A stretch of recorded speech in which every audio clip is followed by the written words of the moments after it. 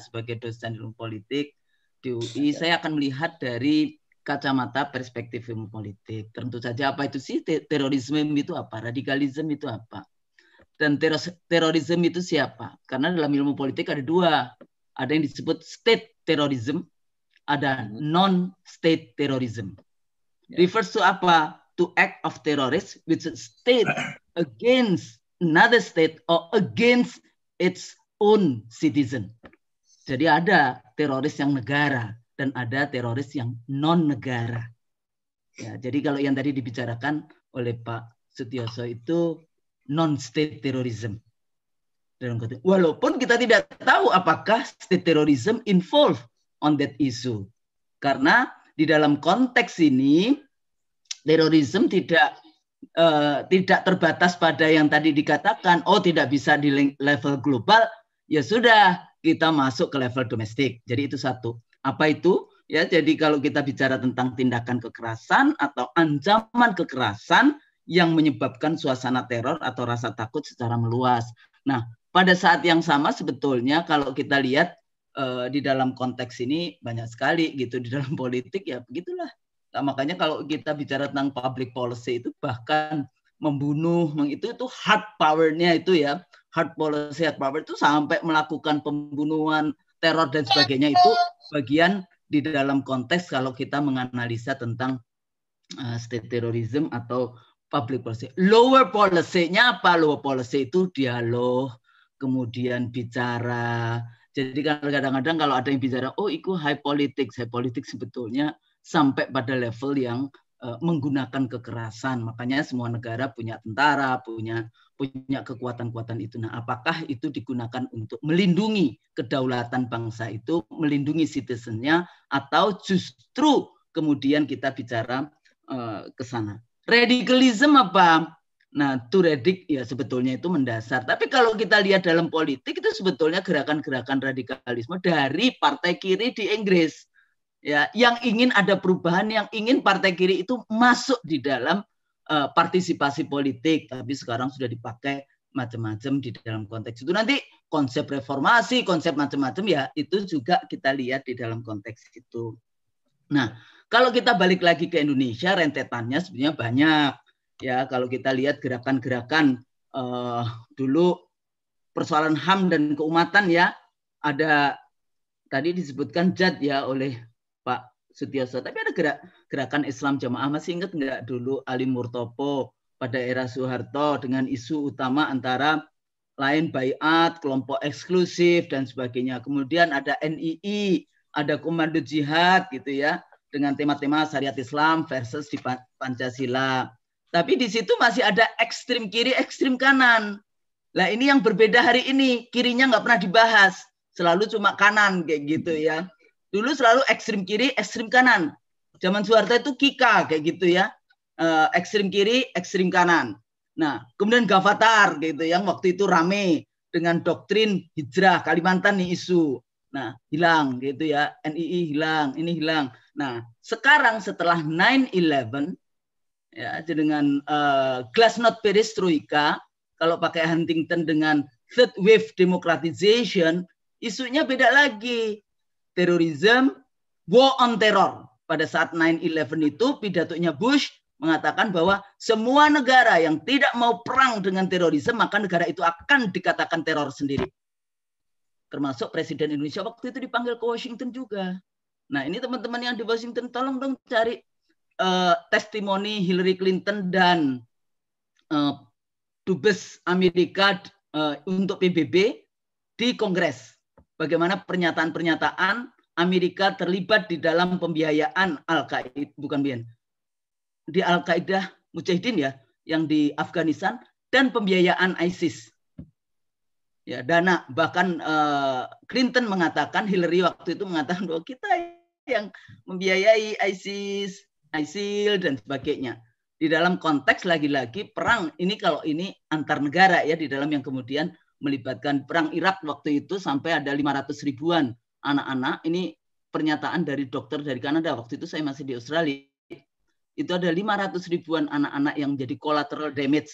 Belum ibu-ibu, belum perempuan.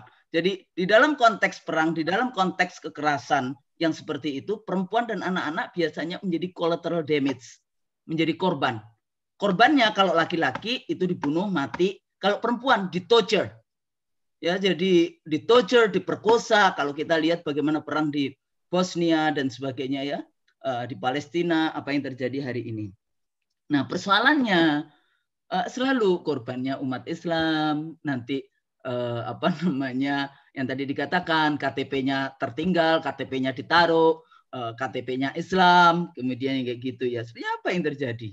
Ya, kalau dulu ekstrem kiri, ekstrem kanan. Kenapa? Sebenarnya akar masalahnya itu apa? Ketidakadilan, ya, peminggiran, penguasaan ekonomi oleh sekelompok kecil orang yang disebut oligarki ekonomi, penguasaan media. Jadi teman-teman yang berada di media sosial, Facebook saya udah hilang secara permanen. Ya, siapa penguasa media di seluruh dunia? Jadi Anda bisa aman kalau Anda nggak mengkritisi Palestina, tidak mengkritisi Uighur, tidak mengkritisi Rohingya. Kenapa demikian? Nah, ini kan pertanyaan-pertanyaan yang luar biasa. Dan ada juga pernyataan Amerika yang katanya Al-Qaeda itu tidak terlibat sebetulnya dengan 9/11. Ya, 11 tahun setelah itu terjadi. Kalau di Amerika ada 30 tahun ya yang kemudian dibuka informasi-informasi yang sesungguhnya apa yang sedang terjadi. Nah, jadi menurut saya di sini ada, atau gini, yang waktu itu siapa yang dari Malaysia, Nurdin M-Top. Ya, terus kemudian, nah di sini saya ingin nanti sejauh mana kemudian peran perempuan di dalam konteks itu. Kalau tadi dikatakan ada siapa sebetulnya, jadi dilihat dari global politics. Ya, perang sebetulnya perang peradaban. Mau nggak mau kita akan lihat perang peradaban. Ideologi liberalisme, penguasaan dari mulai kolonialisme, imperialisme, kemudian neokolonialisme, itu semuanya ada di balik semua persoalan-persoalan bagaimana ini. Juga Indonesia sebagai negara Muslim terbesar di dunia. The most populous Muslim country in the world. Dan negara Islam yang kaya raya sebetulnya.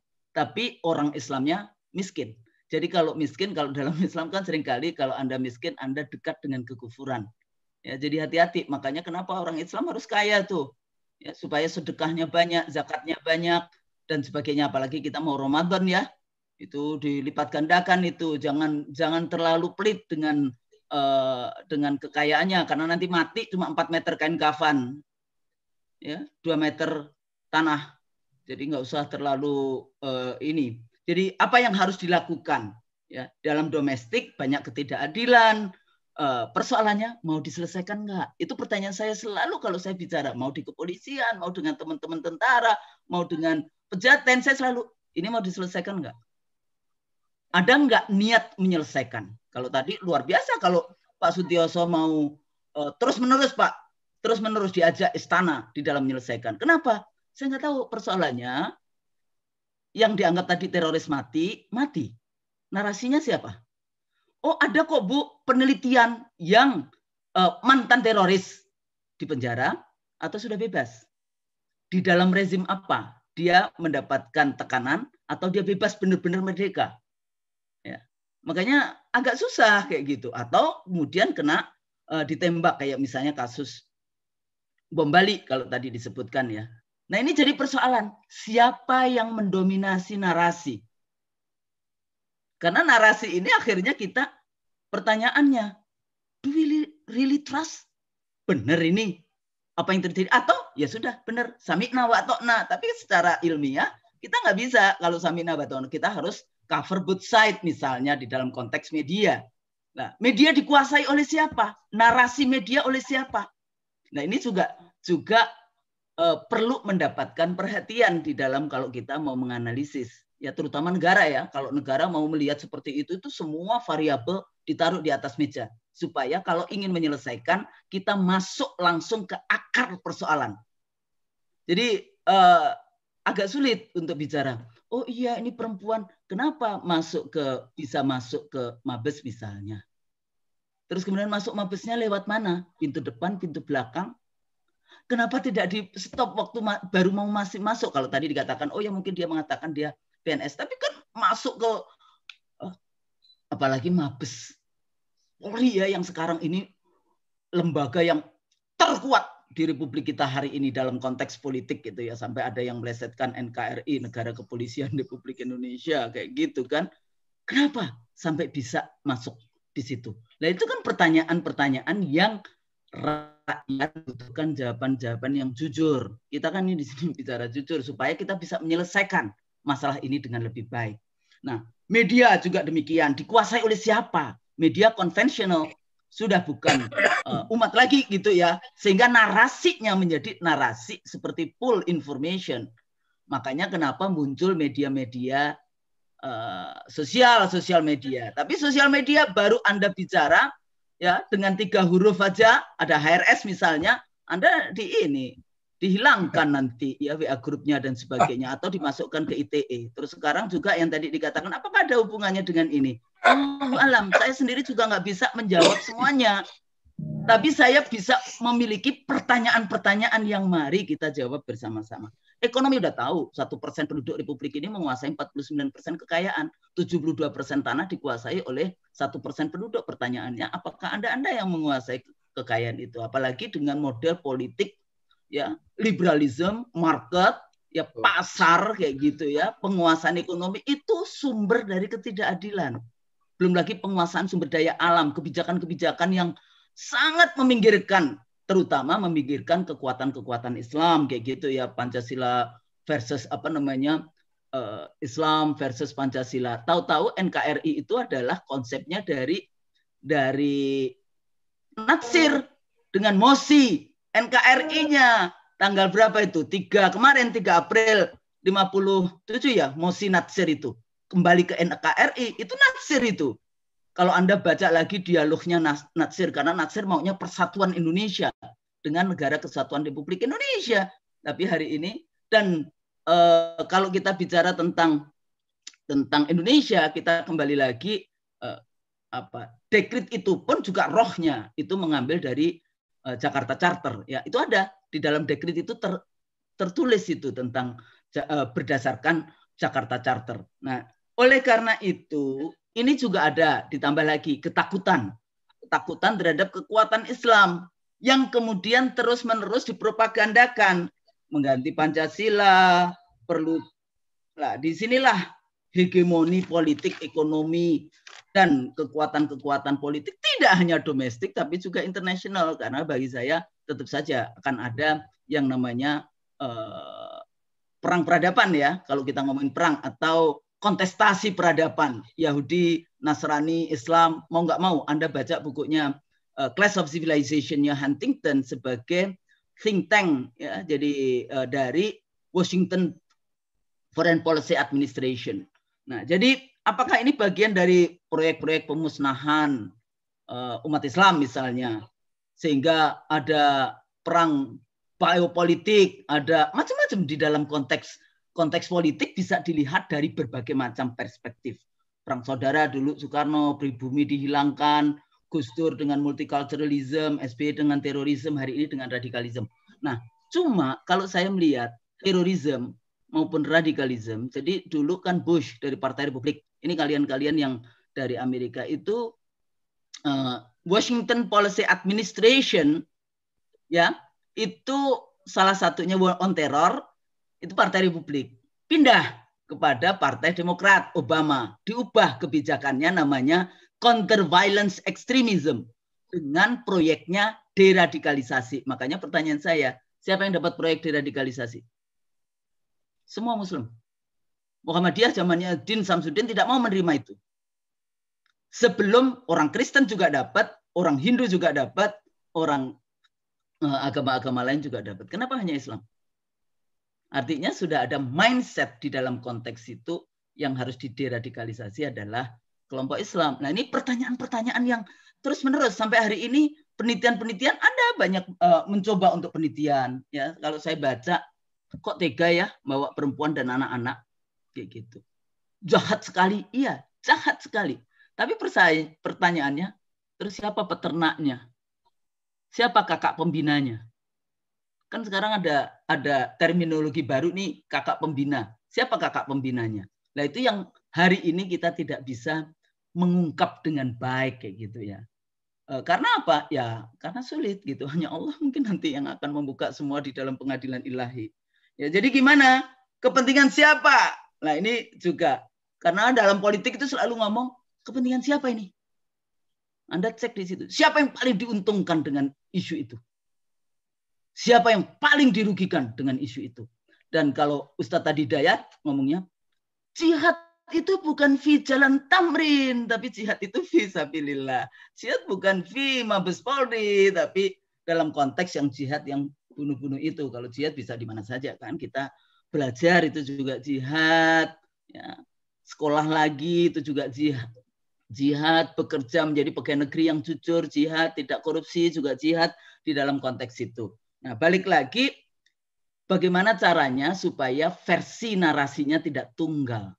Nah ini tantangan kita. Makanya bagus tadi dari versinya Pak Sutioso, Jenderal Sutioso, nanti versi teman-teman juga seperti apa. Versi kampus, bagaimana menyelesaikannya. Maka saya selalu mengajak DPR maupun pemerintah, ajak dialog kekuatan-kekuatan politik.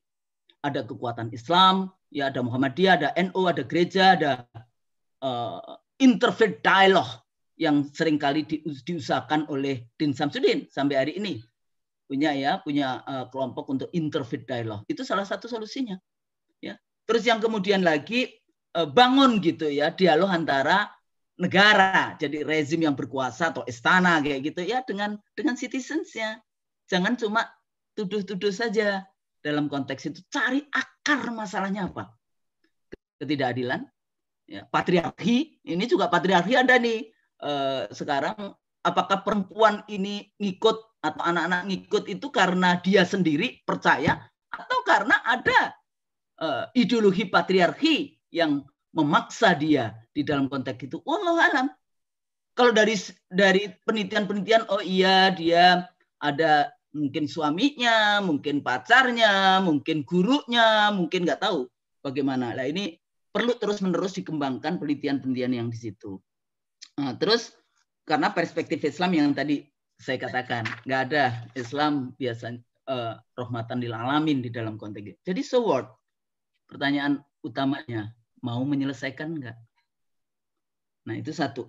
Dan ini baik itu state terrorism maupun non-state terrorism, tetap negara harus terlibat di dalamnya. Nah kemudian bereskan akar persoalan. Ekonomi, politik, hankam, pertahanan dan sebagainya. Karena ini penting kalau Anda, kadang-kadang kalau saya lihat, saya sebelum pada saat reformasi, saya keliling di 17 provinsi khusus untuk konstruktif konflik management. Waktu itu dengan ini teman-teman yang di Virginia ya, mungkin bukan Virginia.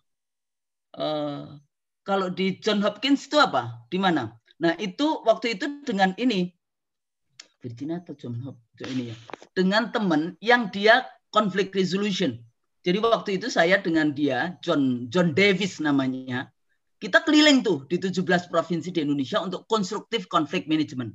Jadi menyelesaikan konflik-konflik yang waktu itu kita di Aceh saya ketemu dengan Panglima GAM, di Papua saya ketemu dengan TEIS gitu ya, dengan teman-teman, dengan sekjennya Taha Al-Hamid gitu ya, mengajak semua untuk non-violence. Ya, jadi mari kita dialog di dalam konteks itu. Dialog.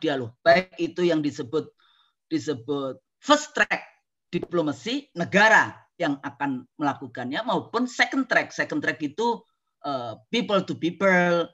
Ya, jadi kelompok dalam masyarakat itu biasanya sampai disebut dalam teorinya 11 track diplomasi gitu ya. Perempuan, anak muda, yang kayak gitu. Yang paling mengerikan pada saat saya harus pergi ke Sampit, ke Sambas, ke Singkawang. Ya, jadi pada saat saya bicara dialog antara anak muda dan Madura, tentu saja nggak boleh dimasukkan dulu Melayu dan Dayak kayak gitu. Kenapa kok sampai mesti bunuh-bunuhan dengan Madura? Dia bilang Madura lahir itu sudah ini Bu, sudah jahat atau kriminal. Saya bilang, aduh itu membutuhkan seharian untuk mengatakan iya orang Madura itu baik karena yang pembangunan jalan-jalan di Kalimantan yang motong-motong batu berat itu orang-orang Madura. Nah ini dialog-dialog seperti ini anak muda diajak itu menjadi sangat penting. Kita dulu bikin itu di awal-awal 98, 99 ya, terus kemudian di Ambon dengan HMI, dengan PMKRI, saya ketemu dengan anak-anak muda seperti itu di Galela, Tobelo, di Malifut, ya, termasuk di berbagai macam daerah yang lain di dalam menyelesaikan itu dengan second track diplomasi, karena kita tidak dengan negara, makanya kampus kemudian dengan anak-anak muda, aktivis-aktivis mahasiswa. Nah, kenapa? Karena mari kita selesaikan, ya. Jadi hak hidup, misalnya, bagaimana sih protapnya, SOP-nya polisi? Apakah langsung ditembak mati? Ataukah ini? Karena menurut saya kalau polisi itu ditembaknya nggak boleh mematikan, tapi melumpuhkan, kemudian dibawa ke pengadilan. Tapi kalau tentara nggak apa-apa, emang itu sudah ada protap masing-masing gitu ya. Bagaimana mendefinisikan musuh negara di dalam konteks itu. Tapi kalau polisi nggak boleh. Polisi itu posisinya dia melumpuhkan, bukan membunuh, bukan mematikan, sehingga nanti dibawa ke pengadilan. Nah, ini satu. Dan yang kedua lagi, nggak boleh ada warga negara yang di-torture. Nah, ini juga luar biasa karena dua paling tidak pasal ini itu ada dalam konstitusi ya, pasal yang hak hidup. Kemudian yang kedua itu juga inline dengan Covenant on Civil and Political Right dan non-derogable. Sama juga dalam konstitusi undang-undang kita, oh ya torture sudah ada, kan kita meratifikasi itu. Nanti mungkin Pak Kiai, Mas Pak Kiai nanti tolong dijelaskan itu. Jadi kalau kita bicara kekerasan dan sebagainya, saya balik lagi. Mari kita belajar sejarah. Dari zaman Fir'aun, dari zaman Namrud, dari zaman awal Nabi Muhammad SAW, kemudian itu panjang ya. Kita kadang-kadang lompat saja ke zaman Rousseau, zaman ini, padahal itu ada panjang ya, pemikiran-pemikiran yang berkembang, kolonialisme, imperialisme, dan sekarang neoliberalisme dan sebagainya. Mari kita duduk. Kita punya Pancasila yang luar biasa. Mari kita dialog, interfaith dialog, pemuda, ya, pendidikan itu menjadi remedi di dalam konteks itu. Ya, jadi jangan kemudian ulama dipersekusi, ulama dipenjarakan. Gimana kita mau minta ulama tidak seperti itu? Jadi kenapa nggak dengan dialog? Negeri ini dulu direbut dengan teriakan takbir Allahu Akbar, Allahu Akbar. Mari kita duduk bersama, menurut saya, supaya kita bisa mendapatkan baldatun thayyibatun wa rabbun ghafur, negara yang diridhoi oleh Allah SWT, dan insya Allah itu barokah supaya rakyatnya sejahtera sesuai dengan perjanjian. Jadi darul ahdi wa syahadah, perjanjian persaksian pada saat kita membentuk negara Republik Indonesia. Karena sebelum negara Republik Indonesia lahir, Indonesia adalah negara-negara Kesultanan Islam dari Aceh sampai Tidore di dalam konteks itu. Mari kita duduk bersama. Ya. Natsir luar biasa dengan mosi integralnya tentang NKRI itu. Nah, mari kita duduk bersama. Anak muda memang dalam ilmu politik, studi-studi ilmu politik negara yang belum berusia 100 tahun, itu akan terjadi nih konflik-konflik yang seperti ini.